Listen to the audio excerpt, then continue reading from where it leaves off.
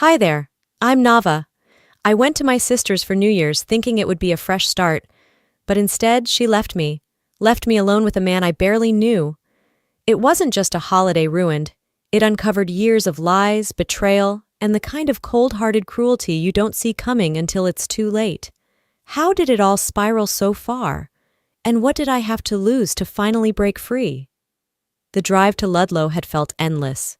Thick flakes clung stubbornly to the windshield as I wound through silent, frozen roads, each mile harder to bear than the last. I had imagined arriving to the glow of warm lights, the clink of glasses, the hum of laughter. But when I pulled into Marcia's driveway, the house sat dark and lifeless under a gray, heavy sky. I parked, engine ticking in the cold, and stared. No lights, no wreath, not even a shovel clearing the walkway. A hollow feeling gnawed at my chest. I gathered my bag, boots crunching through untouched snow, and rang the doorbell. Once, twice. Nothing. My hand shook slightly as I tried the door. It creaked open without resistance. Inside, the air was stale. No scent of roasting ham, no cinnamon candles, no music. Just silence, thick, almost accusatory. I called out, voice too loud in the stillness. "Marcia? Alaric?" No answer. Heart pounding, I stepped into the living room.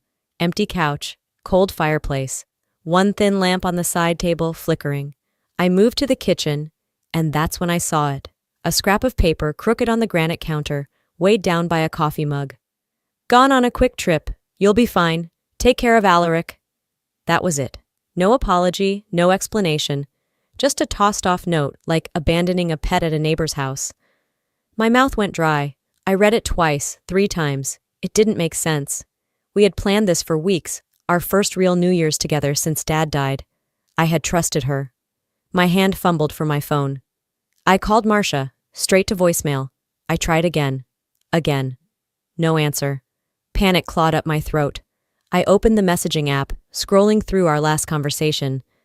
Brief, distracted replies. My thumb hovered over her Instagram icon, dread pooling in my stomach. The newest post hit me like a slap. There she was, in a shimmering gold dress, laughing, glass raised high against the sparkling New York skyline. Captioned, "New Year, new beginnings # living my best life. Alaric nowhere in sight." For a second, I just stood there, phone trembling in my hand. Then the hurt gave way to something sharper, meaner. She hadn't forgotten me. She hadn't been too busy. She had planned this, left me here in the freezing dead of winter with her ailing husband while she toasted to new beginnings. I set the phone down, my fingers numb from more than just the cold. The betrayal sat heavy in my chest, a raw, ugly weight. The house wasn't just empty. It felt abandoned, like a forgotten promise. I clutched my coat tighter as I stepped further inside, realizing I was completely alone with a man I barely knew. The heavy front door groaned shut behind me, cutting off what little sound the outside world offered. For a few moments I just stood there, trying to decide whether to run or stay. The house was even colder than it looked. Ice crept along the insides of the windows like pale veins. I wrapped my arms around myself and called out again, my voice cracking in the stale air. "Alaric? It's Nava." Still no response.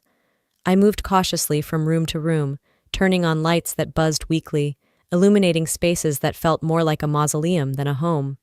The kitchen was a disaster. An open cereal box spilled across the counter, a dirty plate sitting in a pool of something unidentifiable. The refrigerator groaned when I opened it, revealing only a half-empty jar of mayonnaise and a shriveled lemon. Upstairs I heard it, a faint sound, a cough. Reluctantly, I followed it to a half-open door. Inside, Alaric lay on an unmade bed, a thin blanket tangled around him. He looked smaller somehow, deflated. His once proud shoulders now slumped, his cheeks sunken. His eyes flickered open when I stepped closer. "You're not her," he rasped. "No," I said softly, trying not to show the panic rising inside me. "I'm Neva, Marcia's sister." He gave a tired snort, almost a laugh, before turning his face toward the wall. I stood there, awkward and unsure, before backing out and pulling the door gently shut. I needed to figure out what supplies we had. Moving back downstairs, I dug through cabinets, expired soup cans, bottles of vitamins well past their date, no bread, no milk, no anything. Anger simmered just below the surface. What kind of sister abandons her sick husband days before New Year's? What kind of human being? Determined not to crumble, I made a mental list. In the morning, I'd drive into town, find groceries, essentials. Tonight, I'd make do. I searched the drawers for any clue about what else might be wrong. In the kitchen desk, among the unpaid bills and crumpled receipts, I found a sticky note labeled savings account. My chest tightened. Against my better judgment, I pulled out my phone, logging into the online banking portal using the password Marcia had given me months ago. Just in case, she'd said, with a careless laugh. What I saw made me gasp. The balance was almost zero. Scrolling through recent transactions, my heart sank deeper. Luxury hotel bookings, designer boutiques, high-end spa services, all charged within the last 2 weeks. This wasn't just neglect. This was betrayal. This was theft. Somewhere between the empty fridge and the empty bank account, something inside me snapped. I sat down hard on the cold kitchen floor, feeling the weight of everything settle onto my chest. The air was heavy with the stale scent of neglect, and the thin gray light squeezing through the frosted windows made the place feel even more abandoned. I pulled my knees to my chest, staring at the cracked linoleum beneath me, wondering how the woman I called my sister could have orchestrated this so easily and so cruelly. Dragging myself up after what felt like hours, I shuffled through the kitchen cabinets. I found a half-eaten box of saltines, 2 expired cans of beans, and little else. I managed to brew a weak pot of coffee, the kind that tasted more like regret than caffeine. As I sat at the small kitchen table blowing on the hot, bitter liquid, I heard faint footsteps upstairs. Alaric appeared at the top of the staircase, one hand gripping the rail tightly. His face was pale, his cheeks hollowed. I stood up immediately, unsure if I should run to help him or keep my distance. Slowly, he made his way down, every step an effort. When he finally reached the bottom, he looked at me with eyes that had seen too much. "She's not coming back," he said, his voice rough as sandpaper. I nodded, swallowing the knot forming in my throat. "I know." He shuffled toward the living room and sank into the old armchair near the fireplace, one that hadn't seen a flame in who knew how long. I followed cautiously, unsure if he wanted company. "She started small," Alaric said, staring into nothing. "Taking a little here, cutting corners there. At first it was easy to ignore. I told myself she was stressed, tired." He let out a humorless laugh. Then the doctor's appointments started getting missed. My checks, they stopped going to my account. When I asked, she said I was forgetful, getting old, made me doubt myself. I listened, the pieces clicking into place. Marcia hadn't just abandoned him now. She'd been abandoning him slowly for years, isolating him, breaking him down. The more he spoke, the more I felt something dark and familiar stir inside me. I hadn't thought about it in years, but suddenly the memory was vivid. I was 12, clutching a crumpled math test in my hands, Marcia towering over me with a sneer. "If Mom and Dad find out, it's on you," she had hissed. "You're the screw-up, not me." And when the inevitable confrontation came, Marcia's lies flowed smoothly. I had taken the blame, because who would believe me over her? Somewhere deep down, I had known then what she was capable of. I just hadn't wanted to see it again until it was staring me in the face now, through Alaric's hollow gaze. I didn't cry. I didn't scream. Instead, something inside me shifted, like a tectonic plate grinding into a new, immovable position. This wasn't just about Marcia leaving for New Year's. This was about years of betrayal. Patterns disguised as accidents. Cruelty disguised as carelessness. I sat back in the chair across from Alaric, my fingers curling into fists against my thighs. I had stayed quiet once before. I wouldn't make that mistake again. Armed with new clarity, I began to look more closely at everything Marcia had tried to hide. The weak afternoon light crept through the frosted windows, casting long, cold shadows across the floor as I moved from room to room, my hands steady but my heart pounding. In the living room, I noticed the bills stacked neatly but unpaid on the side table. Some envelopes were torn open, others were hidden beneath magazines, almost as if someone had tried to bury them in plain sight. Heating bills, medical invoices, late notices. My fingers traced over the dry paper, each one a whisper of neglect. Determined, I made my way upstairs. The master bedroom smelled of stale perfume and something sourer. Defeat. I pulled open the closet doors. Inside, I found empty designer shopping bags crumpled at the bottom. Expensive brands that Marcia could never have afforded without help. Help she didn't earn. In the corner of the room stood a battered oak desk. I rifled through its drawers, pushing past old receipts and meaningless trinkets. At the very back, tucked beneath a false bottom, I found a thin folder. When I opened it, my breath caught. Forged medical documents, pages and pages claiming that Alaric had been declared mentally incompetent years ago. Doctor's notes that seemed suspiciously typed, not handwritten. Signatures that looked identical across multiple documents. And worse, a notary stamp that, when I checked later, didn't even exist. She had been preparing for this for a long time. Each document screamed premeditation. Marcia hadn't simply abandoned her husband. She had plotted to erase him, to claim everything he had left without anyone questioning it. The rage boiled inside me, not wild, but focused, sharp like a blade. I snapped photos of everything with my phone, making sure to capture every damning piece of evidence. Back downstairs, I moved into what must have been Alaric's study once, though now it was a sad, forgotten room. In a dusty corner cabinet, I discovered a draft letter addressed to Adult Protective Services. My hands shook as I read it.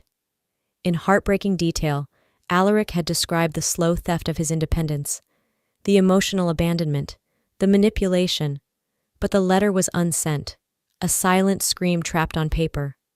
I imagined him sitting here, broken, but still trying to fight for himself, and being too isolated to follow through. A heaviness settled into my chest, but I didn't let it weigh me down. Marcia hadn't counted on anyone caring enough to dig this deep. She hadn't counted on me. I gathered the documents carefully, building a new folder, a real one, this time backed by proof, not lies. It was no longer just survival. It was about justice. The first thing I did was draft a message Marcia couldn't ignore. I sat at the kitchen table, surrounded by the damning evidence I had gathered, my fingers steady on the keyboard despite the blizzard howling outside. I wasn't going to beg or plead. Not anymore. I was going to confront her head-on, strip away the cozy lies she had wrapped herself in. I kept my words brief, but sharp, each sentence a scalpel cutting through her false security. I know what you've done to Alaric. I have proof. We need to talk before things get worse for you. No drama, no threats, just truth, and the unspoken promise of consequences. I hit send. The screen glowed coldly back at me as I waited. It didn't take long. The phone buzzed, and Marcia's name flashed across the screen. For a heartbeat, a tiny, foolish part of me hoped she might show some shame, some regret, maybe an apology, maybe even fear. Instead, her message punched through the fragile air. Oh, please, you're being dramatic. It's just a little money. Alaric can't even tell what day it is anymore. You should thank me for taking care of him all this time. I stared at the words, my stomach twisting. Just a little money? Just a little betrayal? She had drained him dry, crushed his spirit, and now she laughed it off like it was nothing more than a spilled drink at a party. Another text blinked through. Don't get any ideas, Neva. You're not exactly the family hero you think you are. That one landed harder than the first. The Marcia who once held my hand crossing icy sidewalks, who braided my hair before school, was long gone. Maybe she never really existed. Maybe I'd only ever loved the idea of her. I set the phone down slowly, my hands curiously calm. There was no point trading insults over a screen. Words meant nothing to her. She would never understand loyalty or guilt or love, only consequences. Quietly, I gathered the folder of evidence and placed it carefully inside my backpack. I would need it soon enough. There was no use wasting anger on her taunts. I'd channel it into action instead. The clock on the stove blinked 11:45 p.m. 15 minutes until midnight. A new year, a new war. I sat by the window, watching the snow twist violently in the dark. No cheers, no fireworks. Just the storm howling like a living thing outside, trying to tear the world apart. Somewhere across the country, Marcia was probably popping champagne, raising a glass to her own imagined cleverness. But by morning she would learn exactly how wrong she was to underestimate me. I woke before dawn, the storm still raging, and I knew it was time to move. The windows rattled in their frames, and the world beyond was a wall of white. I pulled a heavy sweater over my chilled body and padded quietly into the kitchen, the floorboards creaking under my steps. The power flickered again, casting the room in stuttering shadows. I had no illusions left. The world outside was brutal, but the real storm was happening inside these four walls. I poured a cup of lukewarm coffee from the pot I'd brewed hours ago. As I cradled it between my hands, my phone buzzed, rattling against the counter. I snatched it up, expecting another useless taunt from Marcia. Instead, it was a call. From her.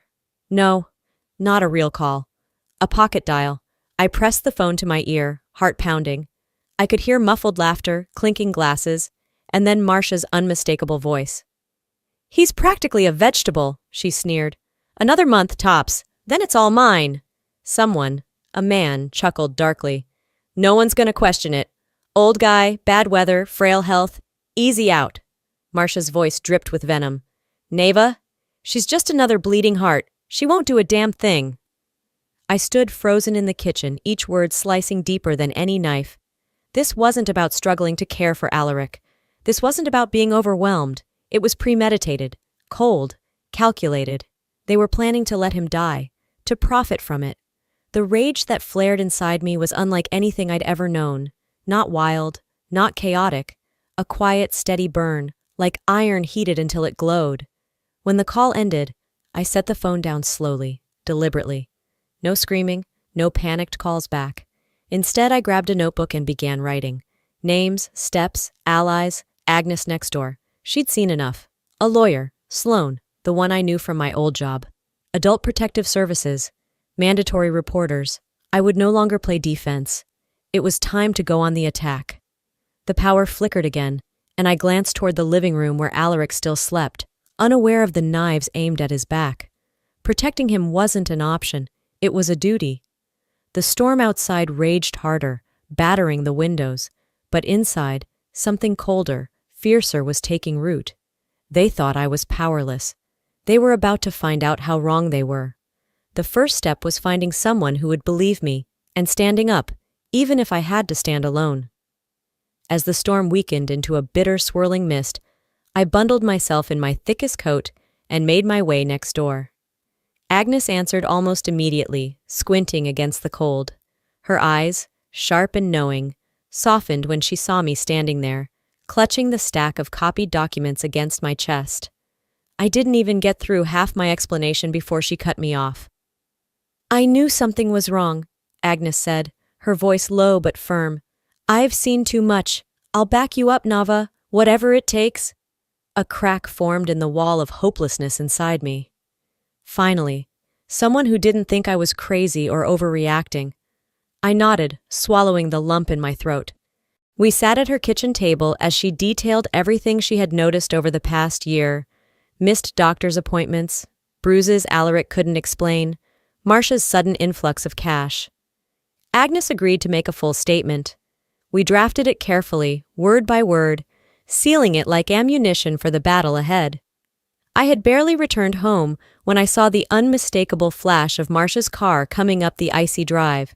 She stepped out, dressed in designer winter gear, sunglasses shielding her eyes from the gray sky, as if this were some ski resort and not a battlefield she'd created. I didn't wait for her to come knocking. I stood right on the porch as she approached, the wind tugging at my coat. "You're not getting away with this," I said, my voice steady. She laughed, a cruel, ugly sound. "Oh, sweetheart," she sneered. "You really think anyone's going to listen to you over me? You're wasting your time." She stepped closer, towering over me by a few inches. "You want a war? Fine. But remember, I know how to play dirty," she hissed, low enough that only I could hear. I let her spew her venom while I calmly raised my phone, recording every word. Her smile faltered for half a second before twisting back into a smirk. I didn't blink. I didn't flinch. I let the silence stretch thick between us.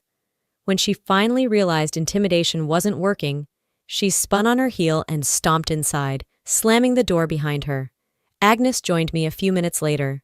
Together, we organized the evidence: photos, statements, recordings. "The only thing bullies fear," Agnes said, tapping a neat stack of papers, "is being exposed." By the time she realized the walls were closing in, it would be too late. The next morning, armed with evidence and witnesses, I took the first real step toward ending Marcia's reign of cruelty. I was sipping a lukewarm cup of coffee when my phone buzzed. It was the town clerk, his voice tight. "Marcia filed papers to have Alaric declared mentally incompetent," he said, "early this morning." I froze. She hadn't even waited a full day after returning. Rage simmered just beneath my skin, but I kept my voice even. "Thank you for letting me know. I'll be filing a counter motion today." Without wasting a second, I called Sloan, the tough, no-nonsense lawyer Agnes had recommended. By noon, I was in his cramped office, the air thick with the smell of old paper and burnt coffee. Sloan didn't need much convincing. As he flipped through the forged medical documents, Agnes's affidavit, and photos of the house's neglect, he gave a low whistle. "She's bold, I'll give her that," he muttered, marking pages with sticky tabs. "But she's also sloppy. Let's hit her where it hurts." We filed emergency paperwork: motions to freeze Marcia's access to Alaric's accounts, petitions for a fraud investigation, demands for immediate hearings. By late afternoon, word had spread through the tight-knit town. Ludlow wasn't big, and rumors traveled faster than snowdrifts.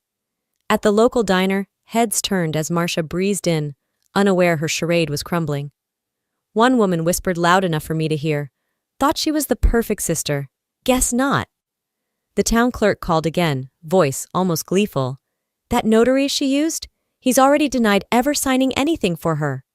Piece by piece, the foundation Marcia had built on lies was collapsing. Back at the house, I sat with Agnes and Alaric, laying out the next steps. We would stand together at the hearing. We would testify. There was no fear left in me anymore, only cold, clear purpose. Tomorrow, the world would see Marcia the way I had always seen her. And there would be no more pretending. The hearing was set for noon, and by the end of it, the masks would finally fall away. I stood outside the courthouse, the fresh snow crunching beneath my boots, heart thudding like a drum in my chest. Sloan met me at the steps, his breath fogging in the icy air. Agnes joined us too, her sharp eyes scanning the crowd gathering out of curiosity. Neighbors, townsfolk, even the diner waitress. Inside, the courtroom buzzed low with murmurs as we entered. Marcia sat on the other side, wearing a carefully curated look of concern, her lawyer whispering frantically into her ear. I met her gaze, steady and unflinching. The proceedings began. Sloan moved like a seasoned general, laying out the forged documents first, highlighting the discrepancies, the mismatched signatures, the notary's sworn statements denying involvement. Agnes testified about the years of neglect she had witnessed from next door, her voice firm despite Marcia's icy glare. Piece by piece, the illusion Marcia had built crumbled. When it was her turn to speak, Marcia flailed, contradicting her own statements, blaming clerical errors, even suggesting I had misunderstood everything. But the evidence was overwhelming, and the judge, a weathered man with tired eyes, was not in the mood for games. His gavel struck the bench with a decisive thud. "This court finds the petition for incompetence without merit," he declared. "Further investigation into potential financial misconduct is hereby ordered." Gasps rippled through the small crowd. Marcia's face went pale, then red, then an unsettling mask of anger.